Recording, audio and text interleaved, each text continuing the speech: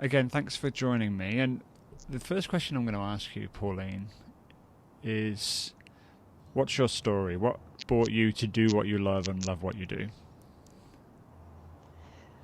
Well, my story, Paul, is all about connection. And when I look back along the story of my life, it's all about connecting the dots up. In fact, when I was a child, I loved those exercises where you joined the dots up and worked out whether it was a cat or a dog. Um, but the story of my life is that I I was born into a very happy, connected family. I was a third child. I always dreamed that this kind of unity and connection would be there forever. But actually, I've changed my life significantly. I've I've I've taken things apart. I've released lots of times, and I've moved on and moved on and moved on, which I think when I was a young girl, I didn't really expect to do. I thought the trajectory of my life would be just sort of happy conversations and almost the fairy tale love story. Just linear. Yeah, and it wasn't like that, but in fact it was exactly what it needed to be because it was full of variety. And so connection and variety are a couple of the themes of my life. And I'm now called the ambassador of magical conversations, and that's all about connecting. It's all about people being in a joyful connection with each other. So when I look back at the times when I have changed my life very dramatically, which has had an impact on other people, I try to do it in the best sense of harmony, which sounds like a contradiction, but I do now do what I love. And curiously, when I was at school, I was always connecting people and I was always having conversations. And I was even chastised by the teachers because I talked too much. They said it'll never get you anywhere. So what was that school life like for you? Was it, you had that connectedness at home and everything. Was it the same outside of the home?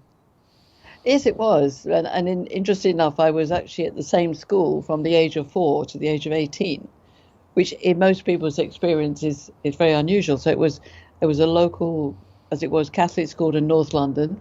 My sister was there as well. And the primary school, the junior school and the upper school were all on the same grounds. And so until I was 18, I never even imagined that I would leave home. But I kind of knew I would, and I went off to university, which happened to be in the West Country of England. So it wasn't abroad or anything, but that was very significant. And from then on, I felt like I started my traveling life, but I wanted to have connection. I wanted family around me. So it was in many ways seamless. At university, I met a boy, in fact, the first week, and he was the boy that I married 6 years later. Wow. And was with for 30 years. Wow, that's fantastic. And you mentioned the West Country. That's where my family are based. So Exeter. Exeter. Okay, well, not the West Midlands then. No, sorry. I went to West Exeter University, Mm-hmm. and this was way back in 1967. So way before digital connection, you didn't have a little telephone at the end of your arm, and it was really quite scary going off on that train. My parents didn't take me down; they put me on a train. I mean, I was grown up enough, but when I think about it, it was the first big adventure, big adventure, and I think maybe I got a taste of it even then. Yeah. So we talked before when we had a conversation before. We got a little bit into the gender dynamics, which is the area you're in now, with a blueprint around that, and we'll get into that. Blue being the theme for today. For anyone who's listening to the show, Pauline looks wonderful because she's got this blue theme of hair and clothes, and it's very peaceful, very calming. So it's nice. It's nice for me to see that, and very nice for the conversation. But what does gender dynamics mean? What does gender dynamics mean? Just to help people really understand what that is. Well, gender dynamics is all about the dynamics. So the thing is to concentrate on the dynamics, because the word gender often causes very interesting responses. But gender dynamics is a sense of how do boys and girls, men and women, get on with each other? And it is reflective of my life because I was a third child of four, and there were two brothers and a sister, so there were two boys, two girls, and I related to my brothers and sisters in a very different ways. And I was a bit of a tomboy girl, and my sister was much more of a ballerina girl, and I was curious even then about the dynamic between us. Why was I, so keen on connection, and yet I was very different. In fact, I was known as a rebel when I didn't really think I was a rebel. And as I grew into my 20s, I married the boy that I met at university, and we had a boy and a girl. And in fact, the whole of my family has had boys and girls. So it's interesting because you get some families where there's all girls and all boys. And so I was always surrounded by boys and girls, and I truly loved the kind of tomboyish pursuits. I mean, I remember actually playing football, and when I was a kid, I wanted to be a stowaway on the tall ships and sail the seas. But I was also a dancer and definitely female. So when I got into my 30s, I started thinking about, who am I as a woman? How do I relate to what's going on around me? And in my late 30s, I got into the image profession. And the image consultancy had come to England in 1989. And when I entered that, I wasn't really thinking about how women were changing in the world, but I was fascinated by people. And there was men and women clients, and I was working with them. And I started observing differences. And I wanted to know why some people were the way they were. So the gender dynamics was about different types of women who were in front of me as clients. And I worked with men as well, so different types of men. And just flipping back a bit, I was also a mathematician and an artist. So see, joining up the dots and drawing things was very explicit and implicit in my life. And I was a dressmaker from a young girl. My mum taught my sister and I. And it was very much about putting pieces of fabric together. So when I looked at the bodies in front of me, I was looking at the bodies as almost like jigsaw puzzle. And so the dynamic was not only between men and women, but the dynamic of their body. And a very simple observation came to me that helped me understand who I was as a tomboy girl, because my bone structure and my body shape, albeit with some curves around it with flesh, was actually quite an angular body. I would stand straight. I would stride into a room. I got quite square hands. Just little things. I love straight lines. My wardrobe would be full of straight lines and squares. And this is what I observed in my clients, that the slightly more softer body shapes would love the soft things, and the sharper ladies would like straight things. And then I recognized that the dynamic led into what they did as a business. So the more angular woman that I started identifying as myself, as what I call now a masculine-minded woman, was also most likely to be an engineer or a business major, or something which was, dare I say, more masculine. And the feminine females were more likely to be in service sectors, HR. And similarly for men, although men haven't got the wide variety that women have, there was the more angular man, the straighter man, and the softer man. And that's really where gender dynamics came from, although I didn't design my blueprint till 2008. So I think in life, and this is advice to people listening, often there are traits or things that are going to come through in your life, and you need to recognize them, that they've sometimes always been there. It wasn't just this big aha moment. It evolved over the first 40 years of my life. And there's a lot of info out there about masculine energy and feminine energy. So, and I've seen a lot of videos around it and so on. And I think that, to be honest, some of those narratives are quite fluffy. The masculine energy and feminine energy, fluffy in the way that they're not very specific in what they are. So, what do you make of that? What are masculine energy and feminine energy? Well, this is where I've made a distinct difference, and I think that's where my evolution of what I now call my blueprint came in, because masculine and male gets muddled and feminine and female gets muddled. And this was my kind of query to myself, because I thought, well, I have got this quite masculine energy, and sometimes I think, well, I'm not as soft as maybe I should be as a woman, but I'm definitely female. I was a mother by then, and now I'm a grandmother, but I was not maybe as earthly as my what I call the Earth Mother nurturing woman. I was much more interested in business. But I think in society we got muddled up between masculine always being attached to male and feminine always attached to female. So what I did is I said, right, let's separate them, because there are lots of groups of men now who are going into the woods and doing masculine warrior trips, and that's okay too. But if a woman has a masculine energy, it doesn't mean she's a male. And she might be anything on the LBGT agenda. It's not about sexual variations. It's a style of behavior and physicality. And curiously, there are a lot of people now looking at the masculine and feminine energy in every one of us. But that's also not to be confused with being a member of the other gender.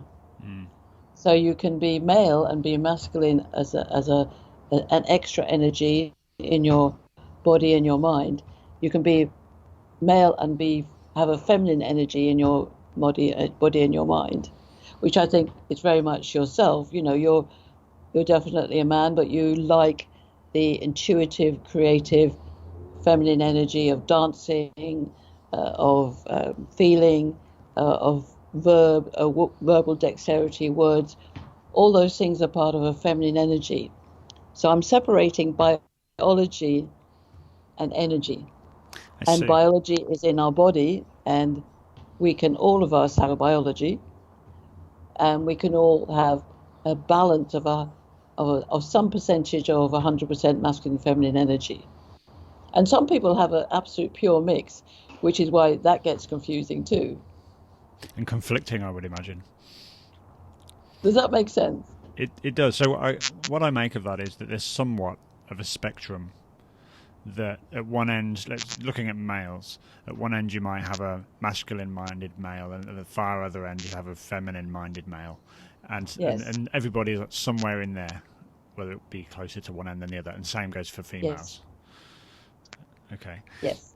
And so to give an example which might help, I often think of somebody like Nelson Mandela. I would call a feminine-minded male, but he's actually very, very manly, but has that intuitive feeling energy, as opposed to a very masculine male where you might find in a chairman of the board, often are very structured and boxed and actually geared to that job.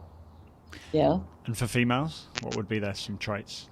For females, their traits, the masculine-minded woman would often be quite hard-nosed in business, be a very sort of logical application, but she's still got the female ability to make relationships and nurture, whereas the feminine female will be more, in my terms, more of a sovereign character, more observing her territory and making sure everybody is okay. But again, they're all female. So the thing they have in common is that they're all relationship builders, they're all nurturers, whereas the men tend to be all singular-minded, more boxed, task-focused. So even you, as a gentle-minded male, is still more task-focused than a woman. Absolutely. In terms of my, I'm not much for fluffing around the subject. I like to get to the point, and that definitely comes through for me. But that is also somewhat a little bit of a left brain thinking versus that right brain creative mind side of things. So it's somewhat on the same kind of example, but. So, I mean, because a lot of people, by the way, just to cut out for a second, can you hear me okay? Is it coming through? Yeah, it's fine. Yeah. Okay. I observe that a lot of people might be thinking that someone on the far side of the feminine-minded male might seem, quote-unquote, a bit camp or a bit effeminate. But that's not accurate, is it? No. And you see, being effeminate and that's where we have to be really careful with words. And so I'm being very careful about how I describe the feminine-minded man who is intuitive thinking, is if you like, a feeler thinker, but still task focused. He may be heterosexual or homosexual. It actually doesn't matter, because if feminism is not necessarily a baseline homosexual trait. So a lesbian who's more maybe masculine minded will actually seek a partner who's more feminine minded. So it's really important that people separate that this is not about sexual variations. This is about core behavior.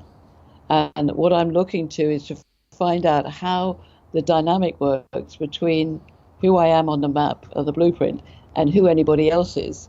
And there's some baseline core behaviors that are different between men and women. And then there are core differences within genders, which, if they're misunderstood, can cause real problems and get caught up in this sort of spiral of other topics and get into biases and stereotypes and all sorts of things. So I think in today's world, it's a tricky area to get into, but I always emphasize it's about behavior and what behavior leads to communication and relationships. Got it. There was probably 10 years ago that obviously I'd been conditioned in some way to see a homosexual male as being of a sort of feminine type behavior. However, I watched the TV show as Playing It Straight some years ago, and the winner of that show, basically these guys would come on and they'd have one girl and they'd all date them. It was a very, very trashy show, but a bunch of guys would date this one girl, and if the girl could guess whether he was gay or not, he gets kicked off or something. And then, but if she doesn't, the guy stays in, and then at the end, the winner declares if he is straight or gay. Anyway, the winner was gay, and because she didn't get that he wasn't. He was playing it straight, but he was a really masculine male. He was a brickie. He was a tradesman, and he said at the end, I just wanted to debunk the myth that we're not all what you think we are. Some of us are just blokes. We just have a different sexual preference. It's very simple. Well, absolutely, Paul. And I think this is really important because if anybody is observing couples, then in a homosexual couple, there'll always be a feminine and a masculine. And in fact, there is a lot of research now that the masculine male gay man is a very good chairman. I see. Because he has the overriding behavioural traits that a masculine male, very direct decision-making chairman of the board needs. But he does have that sense of his own feelings more so than a straight man, and also true on the female side. And my dream is that we can actually see this as a 360-degree circuit. So we get away from this polarization that, depending on your upbringing, your biased views, but you can get rid of those by understanding actually none of that is real. Everybody has character traits. And I would say, the conversation is led by who's around the table. And so I'm looking at the behavioural traits around the table, whatever sexual variation it is, and whatever generation it is, and whatever culture it is. And for instance, there are certain characters on my blueprint who don't particularly like conversation. Can you guess who that is? It's the masculine male. Mm. And so and that's because he likes things in a box, and conversation often doesn't come in a box. So he will have conversation, but it'll be a different type of conversation to maybe some of the other parties around the table. It's fascinating. It is. Pauline, this is a moment to go into what I call the middle bits. So it's some quick fire questions for you. Okay. Are you ready for the middle bits? Yes. What's your number one tip for a fulfilled life? Make sure you keep on smiling, especially when you make mistakes. and take responsibility for everything you do. I like that. Sounds like the words of experience. Oh, yes, yes. And very much led by my parents, who very much helped me understand that. Always take responsibility for what you do. Whose work has influenced your work? Is there a mentor or coach or influencer that's inspired you or taught you along the way? I think my greatest inspiration is Oprah Winfrey, I have to say, and Maya Angelou and Marianne Williams, women who have actually talked their truth, but have not been spiteful or malicious. I do like that. And men, I love the Dalai Lama, and totally different, but this is to do with my mindset, Leonardo da Vinci. Oh, well, because Leonardo da Vinci is I'm a mathematician and artist, and I just love his brilliant mind to be able to put things together.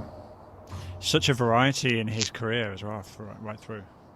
Yes, and a great connector, not connected with people, but connecting ideas. And that's what I do as well, is that I see a situation, I put it on the blueprint, and then I make the connections and give it back to the person and say, what would you like to do with this now? Mm-hmm. Is there a useful book? Actually, let me ask another way. What was the last book that you were reading? Well, actually, you might know it is by Mark Manson, The Subtle Art of Not Giving an F-U-C-K. You can say fuck, it's fine. Yeah, but on the cover it's F*C-K.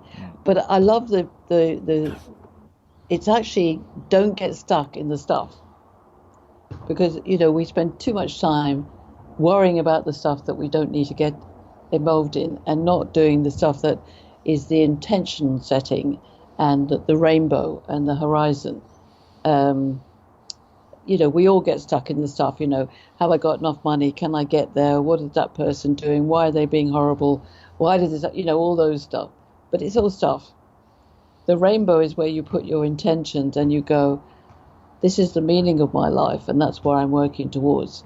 So for me, the dream is to have everybody in the world understand what a magical conversation is and to practice them every day. Because why do you want to live in a world of fear when you could live in a world of love and magic?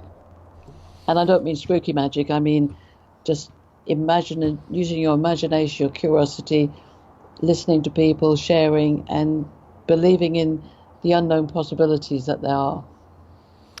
And which some would describe as just being authentic, but it seems that word is almost lost now in the narrative. Magical, it sort of appears to be something that we don't quite understand. Well, authenticity. Well, I think another word that for me comes into authentic is being genuine. It's like you can tell when somebody is being, I believe you can tell when somebody's being genuine, and that for me kind of equates to authentic, because they do smile at their mistakes and they do understand responsibility. So if something goes wrong, they can say, wow, that was my mistake and I'm sorry. Or I made that decision for that reason, and then in the moment it was right, or maybe I need to change now. So they can look realistically at who they are. So they don't have to hide. So if you're being authentic or genuine, you don't need to hide. Now, I don't get it right all the time. There's sometimes when being totally honest with yourself is a journey. But I strive to do that and to recognize that every day is different and every day is learning, and I may still have another 20, 30 years. I've still got a lot to learn. As do I. You've mentioned intention, which is perfect, because my next question is, if there was one word you could choose which sets your intention for, let's say, the coming 12 months, what would that word be? Abundance. And I think abundance is a very, again, a concept that not everybody understands, that it's not about abundance just coming to me, it's about giving and receiving.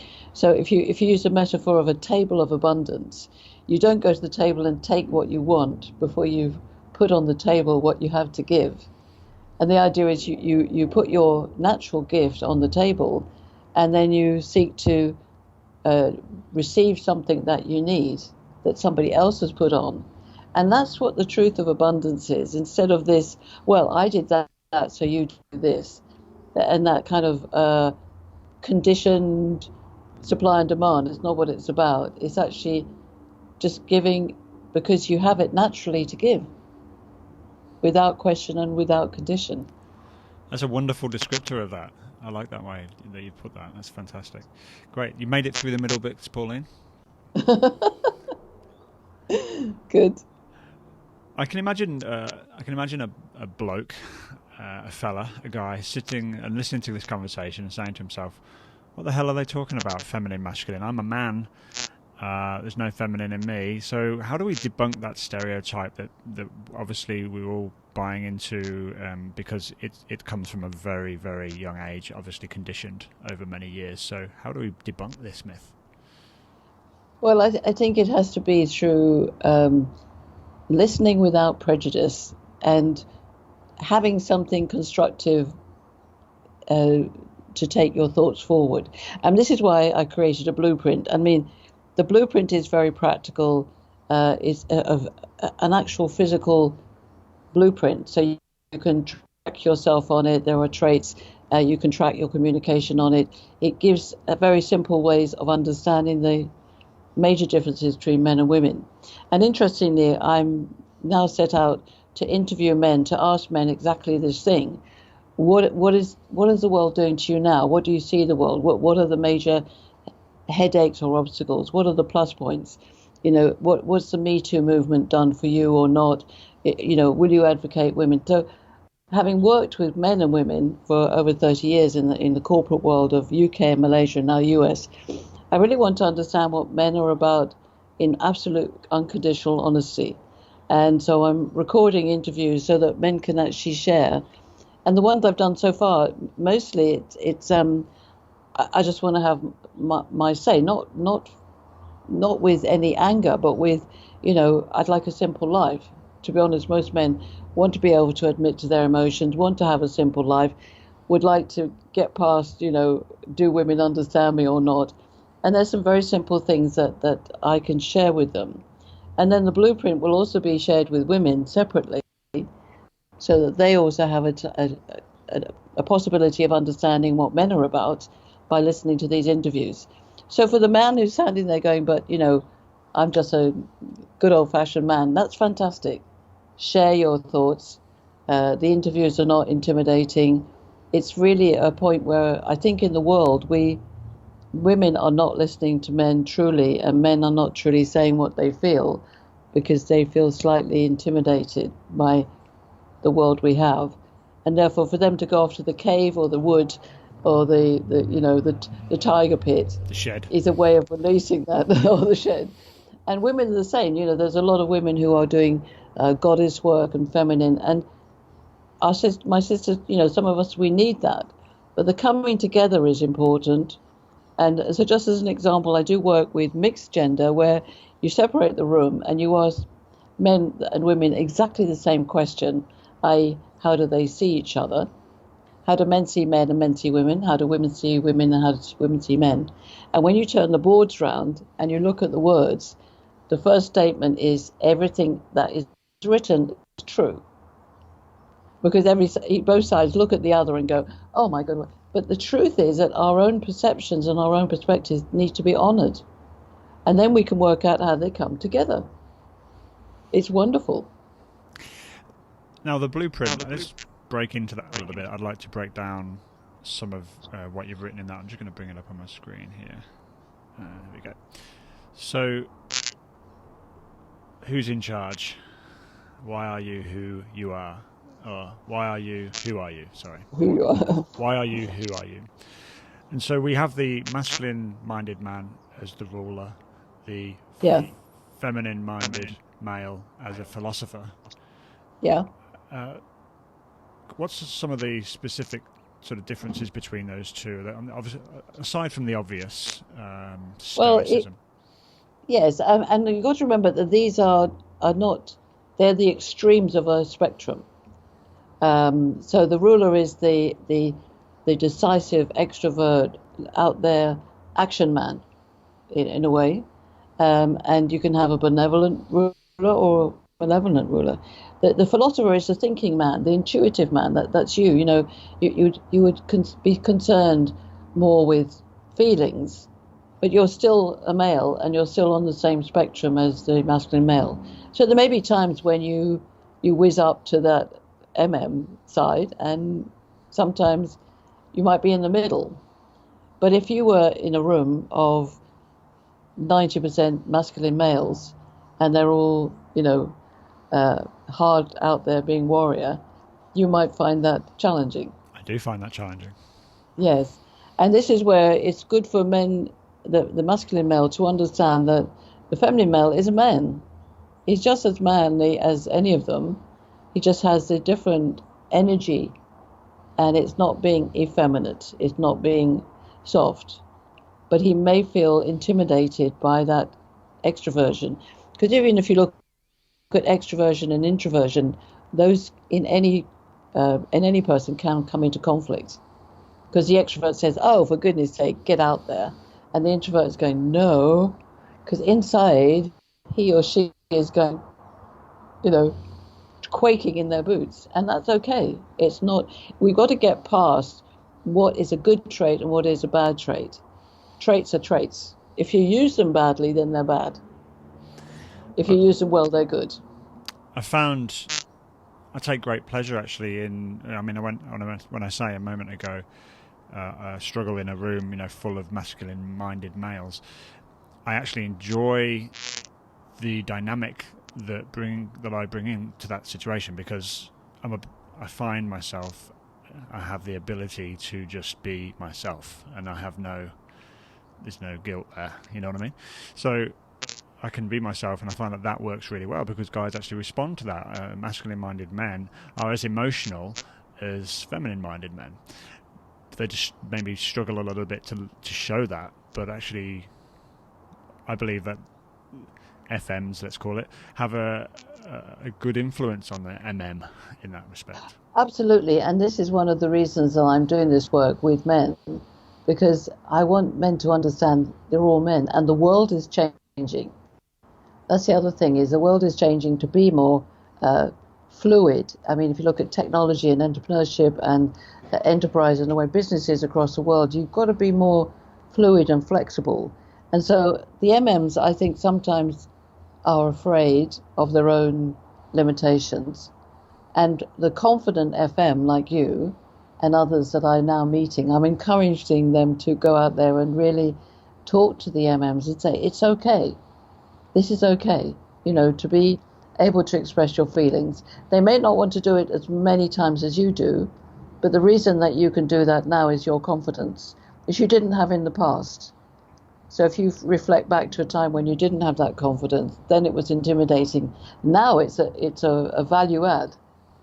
I have someone to thank for that, because two things actually. The first thing is a thank you, but the other thing is how MMs, I think, are probably the worstly impacted by what I'm trying to do, which is reduce suicide. But the first thing is the thank you is a guy I met in Christchurch, probably as I was going through a bit of personal development. And I'm going to say his name, Mark McKenzie. He's a legend in my world. He's a great friend. I was introduced to him, and the first thing he did was came up and gave me a huge bear hug.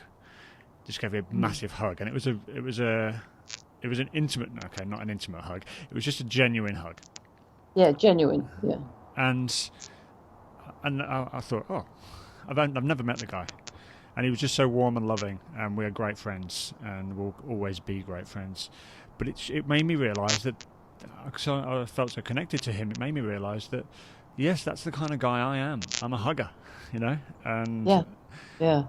It just helped me sit more within the comfort of myself, and I have a lot to thank him for in that respect.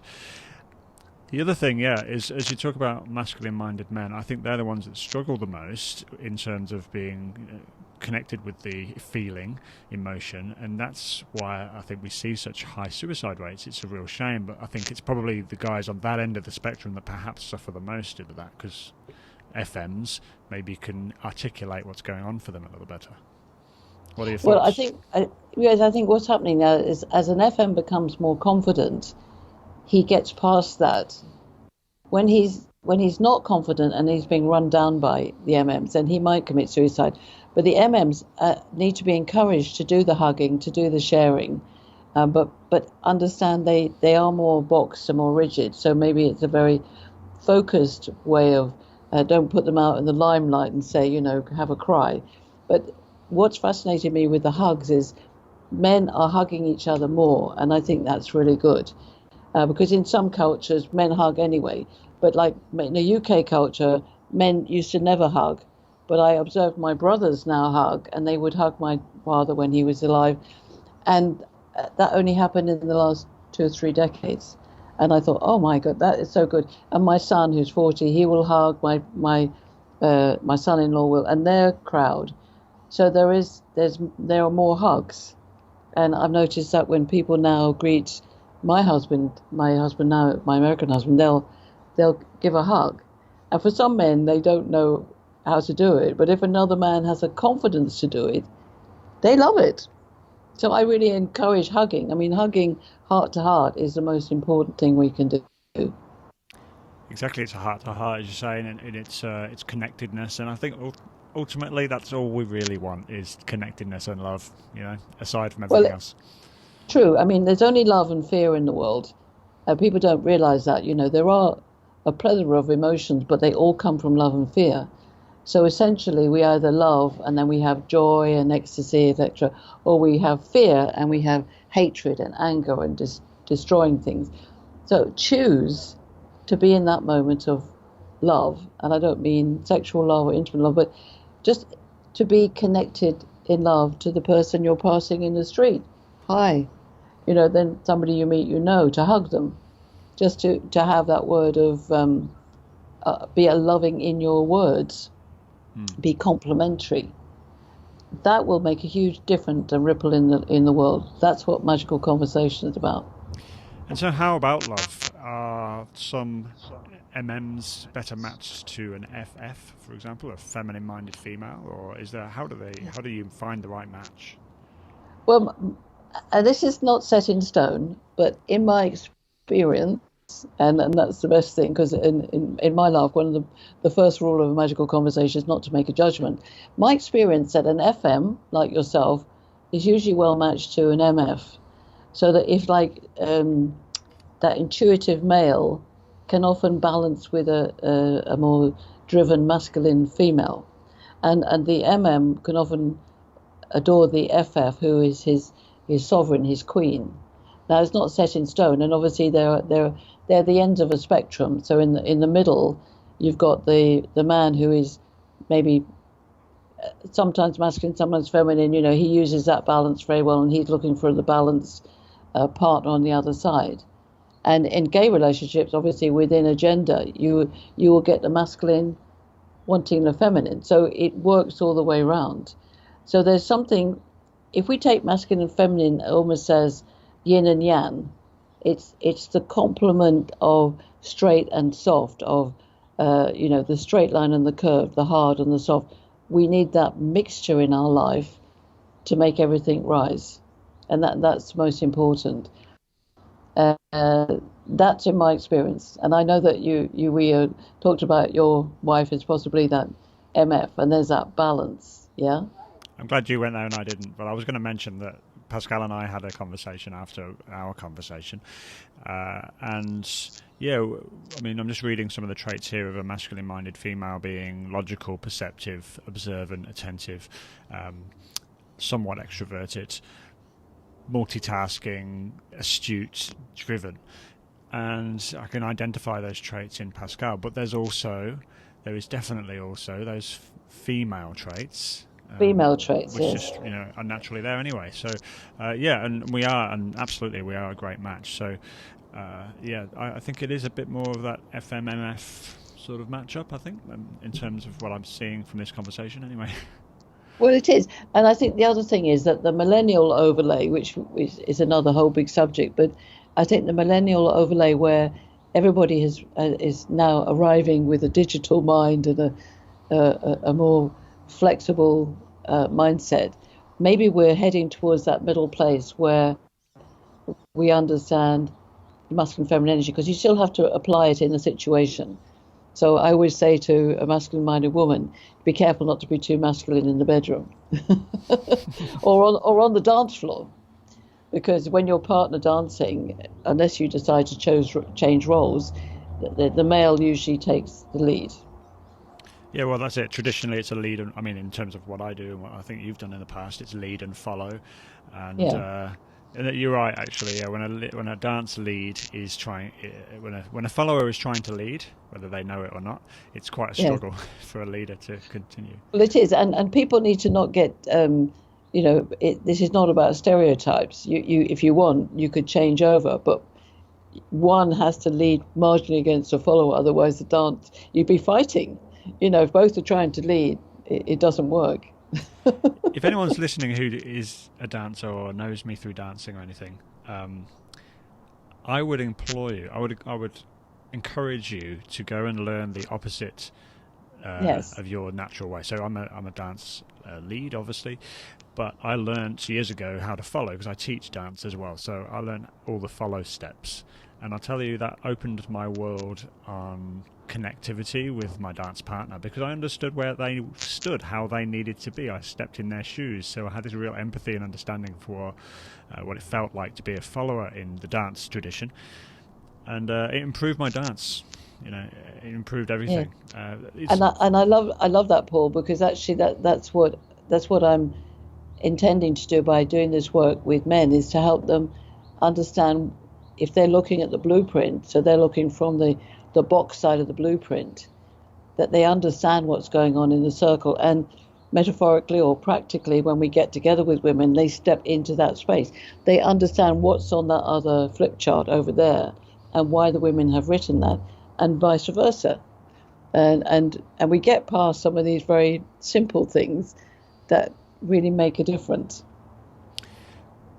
As we're coming to the end, there's one or two things I just would love to pick your brain on, and one of those is, with this power, with this knowledge of the gender dynamics blueprint, what can, maybe let's take an example. So what could a guy do if he recognises that he's at one particular part of that spectrum, MM to FM, and he also sees that he has a partner who might be somewhere on there? How can he better connect with that partner? How can he understand them better? What could he do? Well, I think by understanding some of the fundamental things that are different between men and women, and I'll give you a very simple one, and people always laugh about this, but because men are more singular-minded and task-focused, they tend to ask questions expecting a result, whereas women ask questions just to expand their mind.